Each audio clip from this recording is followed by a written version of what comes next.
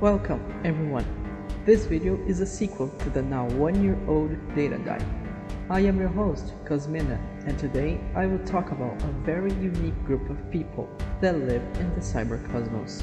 Today's topic are Chroma Children. This video will expand upon some topics covered in the last one that was about Starina.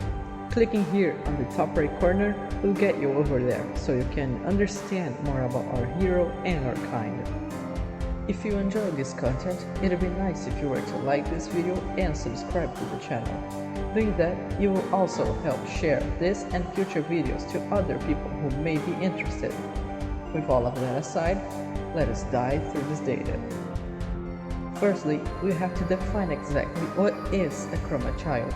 To put it simple, they are kids that seem to appear from nowhere, very similar to how Starina was born. People theorize they come from a place named the World of Colors, given the amount of kids with memories about a colorful palace. Also, they have this name because of a common factor with their blood, sharing one unique trait across every single Chroma child. These kids have a unique ability to harness the power of specific elements of Chroma. These include fire, water, nature, and electricity. There is also a fifth element, the mind, but for over 30 generations of kids, never one appeared to use such power. This is possibly due to the fact that, indirectly, all Chroma children use the mind element in order to use their own ones. In short, the mind element is the one to control the rest and their use. Now, we're going to analyze individually each of the 4 Chroma children of the current generation.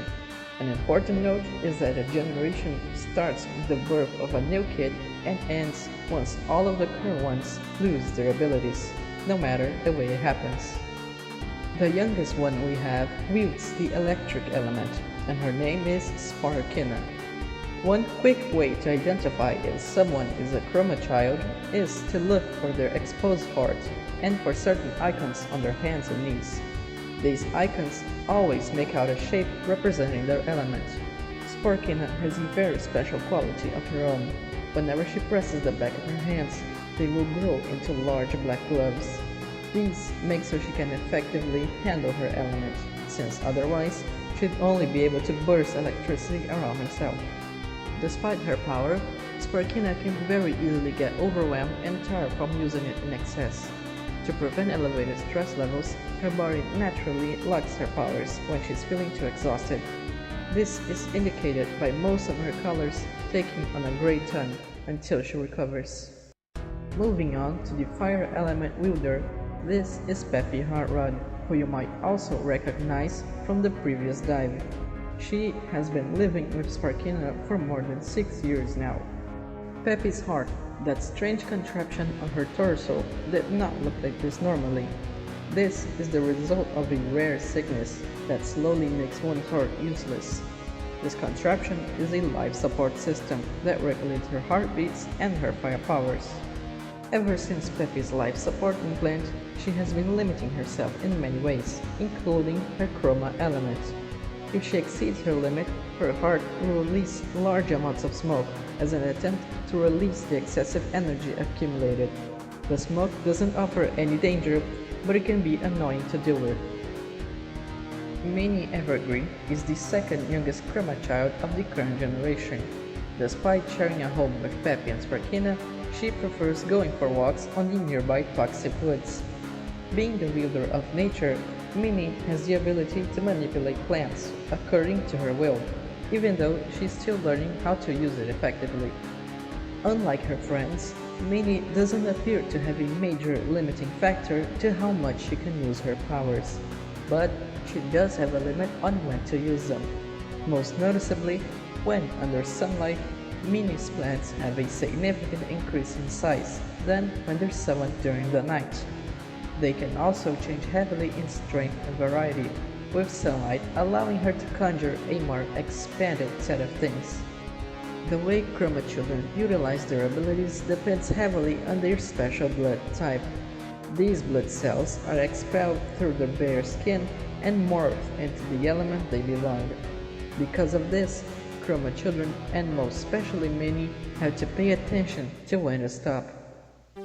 Lastly, the oldest Chroma child we'll be seeing today is Serena Aureani. Capable of controlling the element of water, she, unlike the others, was born and still lives in the underwater kingdom of Aureani, the same surname as her. This is simply due to the fact of her being the queen of such place. Because of that, she didn't meet with the rest of the group until very recently, about 3 years to be precise. Serena is part of a subspecies of Hotrodroids called the Aquahero. They are the majority of the population in the kingdom and have better mobility in water when compared to the landlocked Hotrodroids. This subspecies usually develops a large fish tail, allowing them to freely switch between it and a normal pair of legs. Very much like Sparkina, Serena can make herself her own weapon necessary for manipulating her element. By pressing the back of her hands, she can extend 2 white metallic fragments of a weapon, which connect it to her double-bladed spear. It has this format to facilitate charging up elemental energy and release powerful water abilities. Like Minnie, Serena doesn't have a major drawback for her powers. This is mainly due to water and nature being considered cold elements, while fire and electricity are warm elements. Thank you so much for watching all of this video. Stay tuned for future music uploads as well as another episode in the series for Starina's next birthday. Makiloe ste ispe. Goodbye.